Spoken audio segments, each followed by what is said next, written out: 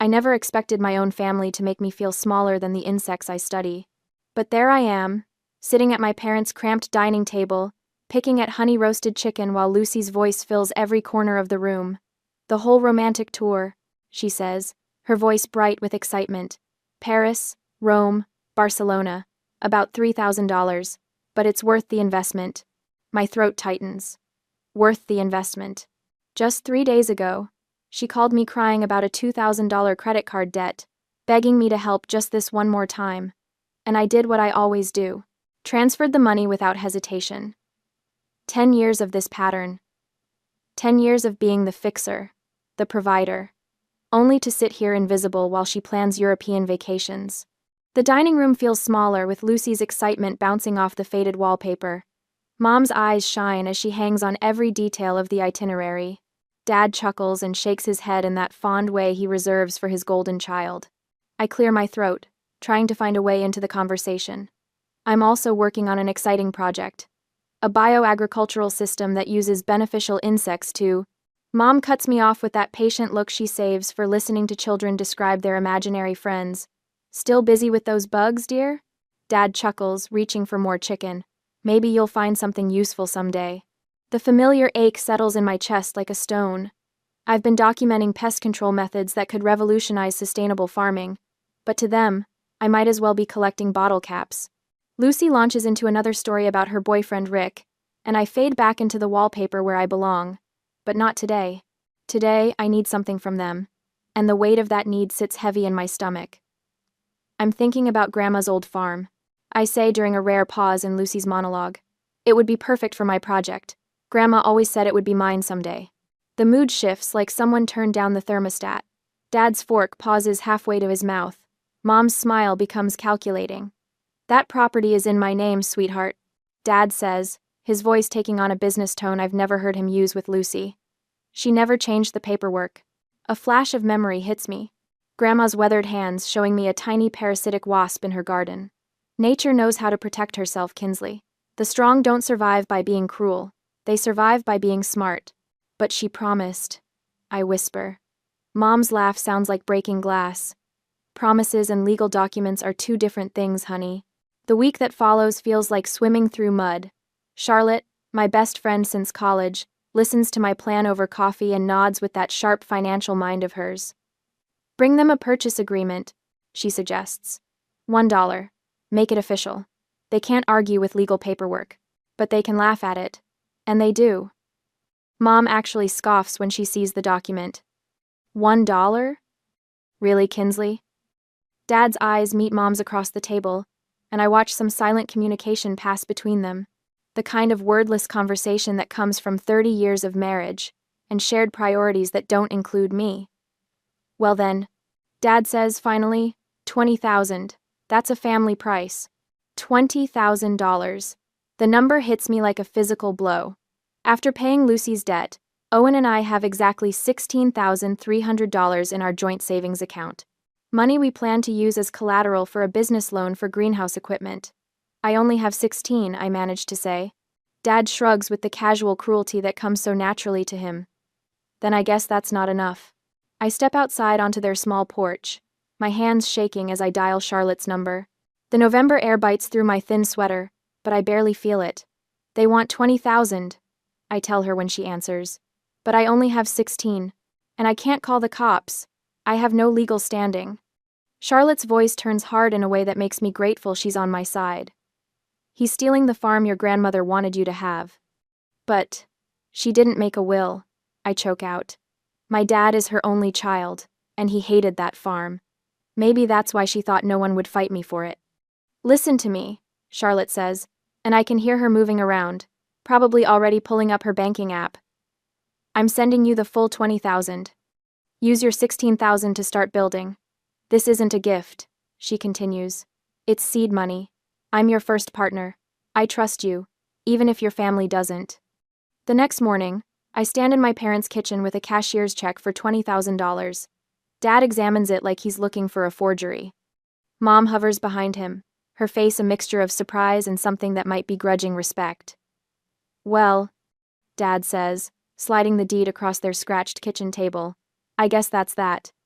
I sign my name next to theirs, my hand steadier than it's been in weeks. The farm that raised my grandmother, that she walked with me through when I was small and curious about every crawling thing, is finally mine. But as I slip the deed into my old leather briefcase, I realize something has shifted. The desperate need for their approval that drove me here feels different now. Quieter. Like it's been replaced by something else entirely. Something that feels dangerously like determination. The next 18 months feel like punishment for wanting something this badly. Owen and I stand in the middle of what used to be Grandma's farm, our $16,300 burning through our fingers like water through a broken dam. The morning sun shows us exactly what we've bought ourselves. Cracked irrigation pipes snake through weeds that reach my waist. The old barn leans so far to the left I'm surprised it's still standing. Water pump first? Owen says, his botanist's mind already cataloging what needs fixing. Without irrigation, nothing else matters. We find a used pump for $800. Installation materials eat another $300. Fence repairs swallow $600 more. By the end of the first month, we've spent nearly $2,000 just to make the place functional enough to start working on it. I learn what 16-hour days actually feel like. My hands blister from digging irrigation trenches. Owen's back seizes up twice from hauling pipe. We take turns collapsing into bed at night, too exhausted to do anything but stare at the ceiling and wonder what we've gotten ourselves into. The water table isn't where the old maps said it would be. We dig 3 test wells before we find reliable water. Each failed attempt costs us $500 we don't have. The fence collapses during a storm in February, and we spend a weekend in freezing rain rebuilding it ourselves because we can't afford to hire anyone. By March, our joint savings account has $437 left. This is insane, Owen says, standing knee-deep in mud after another irrigation pipe bursts. His research background prepared him for controlled laboratory environments, not this daily chaos of broken equipment and unpredictable weather. We're hemorrhaging money for a system that might not even work. I want to argue with him, but the numbers don't lie. We've burned through most of our savings and we're not even close to having a functioning bioagricultural system. The beneficial insects I plan to introduce won't survive in soil this depleted. The water filtration system exists only on paper because we can't afford the materials to build it. That night, I stare at my phone for 20 minutes before finally calling home. Mom, it's Kinsley. Oh, honey. Her voice brightens with surprised pleasure. How's your little project going? The words, little project, hit like a slap, but I swallow my pride. Actually, I was hoping to talk to you and Dad about a short-term loan, just to get through the startup phase. Silence stretches across the line. When Mom speaks again, her tone has shifted to something colder. A loan? Kinsley, we already sold you that property. At a very generous family price, I might add. I know, but honestly, sweetheart, this whole farming experiment seems a bit impractical. Maybe it's time to consider something more realistic. The conversation ends 5 minutes later with polite excuses about tight budgets and obligations. I sit on our front porch afterward, watching the sun set over acres of half-finished irrigation ditches, feeling smaller than I did sitting at their dinner table. 2 days later, Lucy posts on Instagram. A photo of herself in designer boots standing in a field somewhere, arms spread wide. The caption reads, "Living my best farm girl life. Authentic. Back to basics. Blessed." The comments pile up underneath. Heart emojis from her friends. "Ah, so cute." And, "You should totally start a farming blog." Owen finds me staring at my phone, my hands shaking with rage. "She's mocking me," I whisper. He looks at the post and his jaw tightens. She's mocking us. Our work. Everything we're trying to build here. But what choice do we have? We can't stop now. We've invested everything. The breakthrough comes in May when Charlotte drives out to see our progress. I almost cancel her visit because I'm embarrassed by how little we have to show for 18 months of backbreaking work. The irrigation system functions, but barely. The soil improvement trials show promise, but nothing concrete yet. "This is incredible," she says, standing next to our test plots, where we've been experimenting with beneficial insect populations. "It's a mess," I correct her. "We're months behind schedule and almost out of money." Charlotte crouches down and examines the soil composition data I've been tracking. Her financial mind processes the numbers differently than my discouraged scientist brain. "Look at your pest reduction rates," she says, pointing to my charts. 60% decrease in harmful insects without any chemical intervention. The water filtration metrics are outstanding. And this soil analysis shows remarkable improvement in just 18 months. I hadn't seen it that way. I'd been so focused on what wasn't working that I missed what was. You're not failing? Charlotte continues, standing up and brushing soil from her hands. You're building something revolutionary, but you need more capital to finish it properly. We can't afford. I can. She pulls out her phone and starts making notes. This isn't charity, Kinsley. This is investment. Real investment. I want to be your partner, not just your lender. The money arrives in our account the next week. $15,000, with a partnership agreement that makes Charlotte a 20% owner of whatever we build here. For the first time in months, Owen smiles when he wakes up in the morning. We hire proper equipment for the soil conditioning. Install the water filtration system I designed but couldn't afford to build. The beneficial insect introduction program finally gets the resources it needs to succeed. 3 months later, I stand with Owen and Charlotte in the center of what has become a functioning bio-agricultural ecosystem. The morning air hums with the sound of healthy insect activity. Our test crops grow in neat rows, protected by nature's own pest control system. Look at this, I say, leading them to the edge of our property where a massive oak tree provides natural shade for the water filtration station.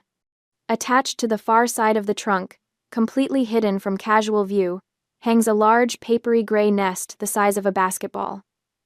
Bald-faced hornets, I explain, my voice filled with respect rather than fear. They're incredibly territorial, but they're also natural predators of the insects that would destroy our crops. They're like having security guards who work for free. Charlotte stares at the nest with fascination. They just showed up? Nature fills the niches that support it, Owen says, his scientific excitement matching mine. The ecosystem Kinsley designed attracted exactly the kind of beneficial species we need.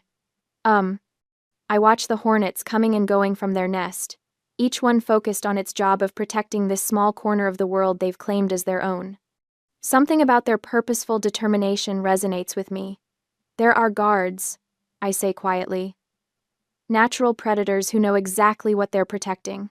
The patent approval letter arrives on a Tuesday morning, official and thick in my hands. I read it 3 times before Owen's whoop of joy from across our tiny kitchen finally makes it real. We did it. The bioagricultural system that uses beneficial insects for pest control is officially ours. Kinsley Harper, Charlotte Mason, and Owen Harper. I read aloud, savoring each syllable. Joint patent holders. Charlotte squeals when I call her, the sound so unlike her usual composed financial analyst persona that I have to hold the phone away from my ear. We need to file incorporation papers immediately, she says, her voice crackling with energy. I already have lawyers standing by. Within a week, Harper Mason Agricultural Solutions exists on paper and in reality. Charlotte handles the legal framework while Owen and I focus on documenting our methods. The farm hums with activity. Bees dance between flowering plants in our pollinator strips. The bald-faced hornet nest, which started small last spring, now spans 3 feet of the old oak tree's trunk. Nature's own security system, I tell Owen. He laughs, but I've watched those hornets patrol our borders with the dedication of trained guards. The call from Genesis Corp comes on a Friday afternoon while I'm testing soil samples near the irrigation channels. Owen's voice carries across the field, urgent and breathless. Kinsley, phone! Dr. Sarah Martinez from Genesis speaks with the crisp authority of someone accustomed to making million-dollar decisions before lunch. Miss Harper, we've been following your work through agricultural journals and patent filings. We'd like to schedule a site visit next week. Are you available? Available? I almost laugh. We've been working 16-hour days for 2 years, and now Genesis wants to see our little operation. Of course, I manage. They arrive with an entourage, Dr. Martinez, 2 engineers, and a woman with sharp eyes who introduces herself as Director of Strategic Partnerships. They spend 4 hours examining every irrigation line, every beneficial insect habitat, every data point we've collected. The director keeps asking questions about scalability and replication potential. The hornet integration is particularly impressive, Dr. Martinez says, watching our guardians patrol their territory. Natural pest deterrent with zero chemical inputs. Brilliant. 3 days later, the offer comes through Charlotte's law firm. Terragenesis wants to license our system for nationwide implementation. The numbers make my hands shake. $2 million up front, plus royalties on every installation. We're millionaires. Charlotte whispers when she calls. Kinsley, we're actually millionaires. The local newspaper runs the story first. Local entomologist strikes gold with bug-based farming. Then the agricultural trade magazines pick it up. By Thursday, a reporter from the state paper drives out to interview us. Owen grins so wide during the photo session that I worry his face might stick that way. The call from Mom comes that evening while Owen and I sit on our porch, still processing the whirlwind week. Her voice sounds different, bright, animated in a way I haven't heard directed at me since. Ever. Kinsley, honey, we saw the newspaper article. Your father and I are so proud. So proud. The words tumble out like she's reading from a script she's been rehearsing. That's my daughter, the famous scientist. Mrs. Henderson from next door couldn't believe it. Our little Kinsley, a millionaire. Our little Kinsley. The phrase sits wrong in my chest, like food that won't digest properly. Where was this pride when I needed it? When I begged them to let me have Grandma's farm? Thank you, Mom. My voice sounds flat even to my own ears. We should celebrate. Family dinner this Sunday. I'll make your favorite pot roast. Pot roast isn't my favorite. It's Lucy's. But I don't correct her. That sounds nice. After I hang up, Owen studies my face in the golden afternoon light. You don't look happy about your parents' call. They want to celebrate now. Where were they when we were eating ramen for 6 months straight? He reaches for my hand, his fingers warm and steady. People change, Kins. Maybe this success helped them see what you've been building. I want to believe him. Part of me has waited 31 years to hear pride in my mother's voice. But another part, the scientist in me, recognizes a pattern when data points align. Public success equals sudden parental attention. The correlation feels too clean to be coincidence. Lucy's Instagram post appears 2 hours later. A screenshot of the newspaper article with the caption, "So proud of my brilliant sister. Family first. Success. Sister love." Heart emojis and celebration confetti fill the comments from friends who've heard her mock my bug hobby at family gatherings. The cognitive dissonance makes my teeth ache. Sunday dinner feels like performance theater. Mom has set the table with her good china, the set reserved for Christmas and Easter. Dad asks detailed questions about agricultural markets and profit margins with the intense focus of someone who's suddenly discovered oil in his backyard. Lucy hangs on every word about Terragenesis Corp., her eyes bright with calculated interest. $2 million, Dad repeats, whistling low. Plus royalties. That's real money, Kinsley. Real money. As opposed to the fake money I've been living on while building this system from nothing. The partnership ceremony is next week. Owen explains. Terragenesis wants media coverage. Agricultural Innovation Showcase. Media coverage. Mom claps her hands together. My daughter on television. Lucy leans forward, her smile sharp as winter air. You'll have to be careful now, Kinsley. Success makes people jealous, makes them want to tear down what you've built. The words hit differently coming from her, like a warning wrapped in concern, but with something else underneath, something that makes the hair on my arms stand up. After dinner, while Owen helps Dad with coffee, Lucy corners me in the kitchen. Her voice drops to that conspiratorial whisper she's used since we were children. You know, Rick has been asking about your farm setup. He's really interested in sustainable agriculture suddenly. She laughs, but it sounds forced. All these years of mocking my sister's bug obsession, and now he wants to know everything about beneficial insects. That's great, I say, though warning bells ring in my head. He even bought some agricultural magazines. And fertilizer. Says he wants to start composting. Her eyes glitter with something I can't identify. Isn't that sweet? My boyfriend, suddenly so environmentally conscious. The drive home feels longer than usual. Owen chatters about Dad's questions and Mom's obvious pride, but I keep thinking about Lucy's words. Success makes people jealous. Makes them want to tear down what you've built. Monday morning brings a call from Miss Mercy, the competent 50-year-old farm manager we hired last month to handle daily operations while Owen and I travel to partnership meetings. Her voice carries its usual calm professionalism. Good morning, Kinsley. Water quality tests are perfect again this week. The beneficial insect populations are thriving. Everything's running exactly as designed. End quote. Thank you, Miss Mercy. We couldn't do this without you. It's my pleasure.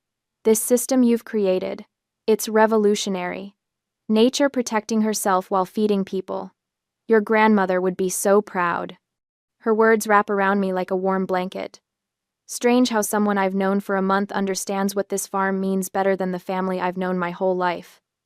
Tuesday evening. Mom calls again. The invitation sounds casual, but I detect something underneath. A fishing expedition disguised as family concern. Lucy wondered if you and Owen might come for dinner Saturday.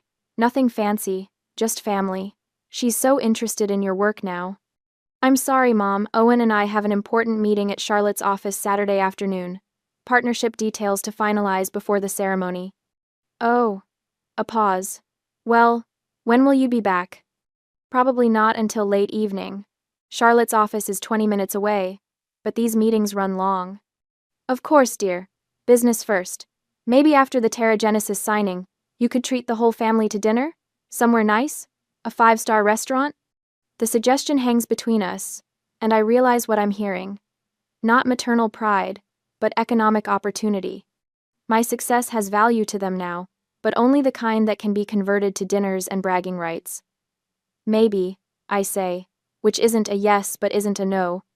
After I hang up, I walk outside to check on the farm in the gathering twilight. The hornet nest gleams silver-gray in the last light. A few guards patrol the perimeter, their wings catching moonbeams as they circuit their territory. Grandma's words echo in my memory. Nature knows how to protect herself. The strong don't survive by being cruel. They survive by being smart. I wonder if hornets ever have to learn the difference between family and threat, or if they're born knowing that protection sometimes requires boundaries. The thought follows me into sleep, along with the image of Lucy's glittering eyes and her casual mention of Rick's sudden interest in fertilizer. Owen and I are 20 minutes away at Charlotte's office, reviewing partnership contracts for the Terragenesis Corp signing, and Miss Mercy is handling the Saturday shift alone. Miss Mercy doesn't know about my family's toxic history. She sees Lucy's bright smile and hears her explanation about wanting to show young people aspiring to get into agriculture around the farm, and her kind heart opens immediately. Of course, honey, Miss Mercy says, wiping her hands on her work apron. Your sister has built something remarkable here. I'd be happy to give you the full tour. Lucy plays her part perfectly, the devoted sister, proud of her family's success.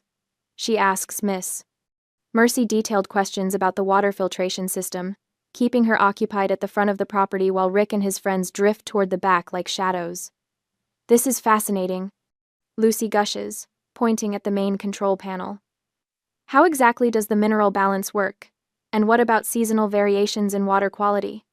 Miss Mercy launches into an explanation that could take 20 minutes. She's passionate about the work, grateful to have someone who seems genuinely interested. But Lucy's eyes keep darting over Miss Mercy's shoulder, tracking her boyfriend's progress. At the back of the farm, Rick grins at his two buddies. Let's make this place filthy, he orders, his voice carrying the cruel excitement of someone who's never built anything worth protecting. They pull chemical bottles from their backpacks, motor oil, harsh fertilizers, anything that would contaminate the delicate ecosystem we've spent 2 years perfecting. Jake, one of Rick's friends, spots a head-high tree at the property's edge. From where he stands, it looks perfectly normal and dense, just another piece of the landscape. He scoffs and unzips his pants. I'll water this one first, he announces, his voice full of juvenile swagger. But he doesn't stop there. After finishing his business, he pulls a small hatchet from his backpack, the kind weekend warriors carry to feel dangerous. A few chops for fun. He raises the hatchet and swings hard into the trunk. What Jake doesn't know, what he can't see from his angle, is that on the exact opposite side of that tree, completely hidden from his view, hangs the massive gray nest of our bald-faced hornets. The impact of his hatchet reverberates through the trunk like a drum, and suddenly the air explodes with fury. Get him off me! Jake's scream pierces the afternoon quiet, high and panicked and desperate. The hornets pour out of their nest in a black cloud of rage, and Jake is running, stumbling, his arms windmilling as he tries to brush away insects that have no intention of being brushed away. Rick and his other friend freeze for exactly 2 seconds before Jake's terror reaches them. He's running straight toward them, covered in angry hornets, and the insect's defense system reads this exactly as it was designed to an invasion by multiple threats. The hornets expand their attack. Rick throws his backpack and runs for his life, the plastic chemical bottles banging around inside but, thankfully, still sealed. His friend drops to the ground and rolls, which only makes the hornets angrier. The air fills with the sound of men screaming, boots pounding dirt, and the high whine of insects that have shifted into pure defense mode. Back at the front of the farm, Miss Mercy's explanation about mineral filtration systems cuts off mid-sentence. Those aren't screams of excitement or play. She's worked around men long enough to recognize panic when she hears it. "Stay in here," she orders, grabbing Lucy by the arm and pulling her toward the nearby tool shed. Lucy's face has gone chalk white, all pretense abandoned as her carefully planned sabotage collapses into chaos. Miss Mercy pushes her inside the small building. She's already pulling out her phone, her fingers steady as she dials my number first, then the police. 30 years of farm life taught her to handle emergencies without falling apart. My phone buzzes during a break in the contract discussion. Charlotte and Owen look up from the partnership documents as I answer. "Kinsley?"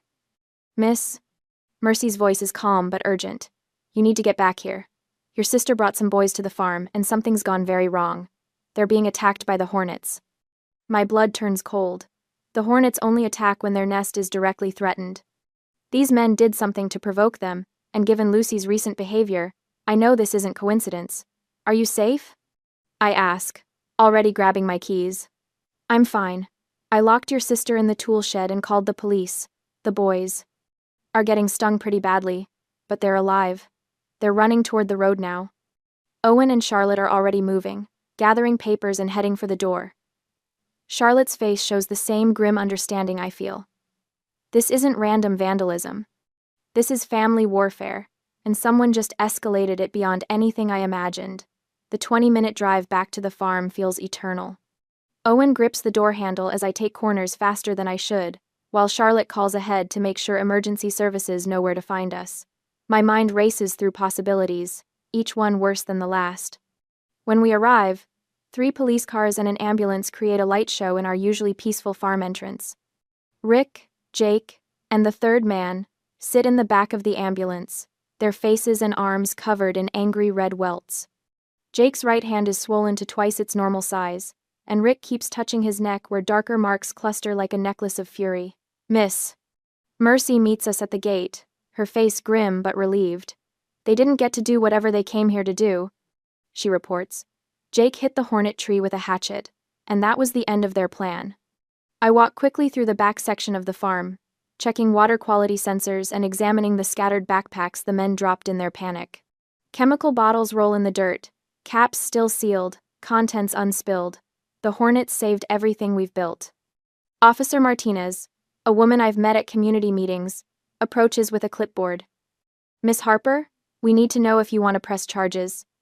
Looks like they came here with intent to damage your property." I look across the yard where Lucy sits on the ambulance bumper, no longer locked in the shed but clearly shaken. Her face shows a mixture of guilt and defiance that I recognize from childhood, caught in the act but still hoping to talk her way out of consequences.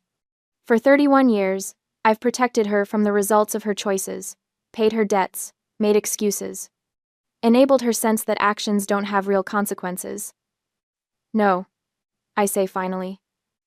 "There's no actual damage, but I want a restraining order." Officer Martinez nods approvingly. "Smart choice. Sometimes the legal boundary is more effective than criminal charges." Lucy's eyes widen as she realizes what I've said. She opens her mouth to protest, to explain, to manipulate, but I'm already walking away. The woman who once desperately craved her family's approval has learned something important from the Hornets. Sometimes the most loving thing you can do is defend what matters, even if it stings. Miss Mercy hurries over, her face creased with concern. I should have known something was wrong. She kept asking such detailed questions about our water systems, keeping me distracted while the men disappeared. "This isn't your fault." I tell her. "You had no reason to suspect my own sister would." I stop, unable to finish the sentence. "Let me check the damage," Owen says, heading toward the back of the property. I follow him, dreading what we might find. The chemical fertilizers and motor oil could have poisoned our water filtration system. Months of work destroyed. The Terra-Genesis partnership ceremony is supposed to happen next week, if the farm isn't functioning. But as we round the corner near the disturbed hornet nest, Owen stops and grins. Look. The tree Jake attacked shows fresh axe marks in its trunk, but the bottles of chemicals lie scattered and unopened where the saboteurs dropped them in their panic. Not a single cap was removed. Not one drop of poison touched our systems. The hornets stopped them before they could do anything, I whisper, feeling something like awe. The nest itself hangs undamaged on the far side of the tree, its gray surface gleaming in the late afternoon sun. A few guards circle lazily, but they ignore us completely. We're not a threat to their territory. Your grandmother was right, Owen says softly. Nature does know how to protect herself. Back at the parking area, the ambulance has departed with its cargo of stung saboteurs. Sergeant Martinez hands me a business card, with information about filing the restraining order paperwork. Through the shed window, I can see Lucy slumped on the bucket again, her phone pressed to her ear. Calling, Mom, probably, or Dad. For once, I don't care what she tells them. For once, their disappointment in me feels like someone else's problem. 3 days later, I stood in the courthouse holding a signed restraining order. Lucy has to stay at least 500 feet away from me, Owen, and our property for the next 2 years. The judge, a stern woman in her 60s, had read the police report with obvious disgust. Family disputes are always difficult, she told me after signing the order, but what your sister did crossed every line. You're making the right choice. The following week, the Terra-Genesis Corp partnership ceremony proceeds without a single hitch. The executives, after hearing about our farm's self-protecting ecosystem, are even more impressed than before. They see the hornet attack as proof that our bioagricultural model can literally defend itself against interference. Revolutionary? The lead executive keeps saying. Nature as its own security system. I smile and accept their congratulations, but inside I'm thinking about something else entirely. For the first time in my life, I protected something that mattered to me. I drew a line and held it, even when it hurt. Even when it meant choosing my own peace over family obligation. 6 months have passed since the Terra-Genesis partnership ceremony, and I barely recognize my life anymore. The kitchen window where I used to stare longingly at Grandma's abandoned fields now, frames rolling green expanses dotted with white research tents. Owen and I have become traveling consultants, flying from Ohio to Oregon to help other farmers implement our bioagricultural model. Millionaires. Charlotte said last week, showing me our latest financial reports with a grin that could power the entire farm. Officially, legally, undeniably millionaires.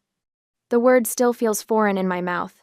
Growing up, $1 million seemed as distant as Mars. Now our system is being replicated in 12 states, with expansion proposals coming in faster than Miss Mercy can file them. This morning, Owen and I sit on our rebuilt front porch, watching the sunrise paint our fields in shades of gold and amber. The hornets have rebuilt their nest in the same oak tree where Jake's foolish hatchet swing changed everything. The papery gray structure hangs like a protective lantern, 20 feet higher than before. Nature adapts, I murmur, taking a sip of coffee that tastes better than any lobster dinner ever could. Owen's hand finds mine, warm and calloused from 2 years of building something that matters. We've just returned from a site visit to a struggling wheat farm in Kansas, where our beneficial insect population reduced pesticide use by 80% in just 4 months. The farmers' children can play in fields that don't smell like chemicals anymore. The phone rings from inside the house. Owen squeezes my hand and heads in to answer it, probably another consultation request. Our partnership with Terra-Genesis opened doors I never knew existed. Agricultural universities want me to lecture. Environmental groups seek our endorsement.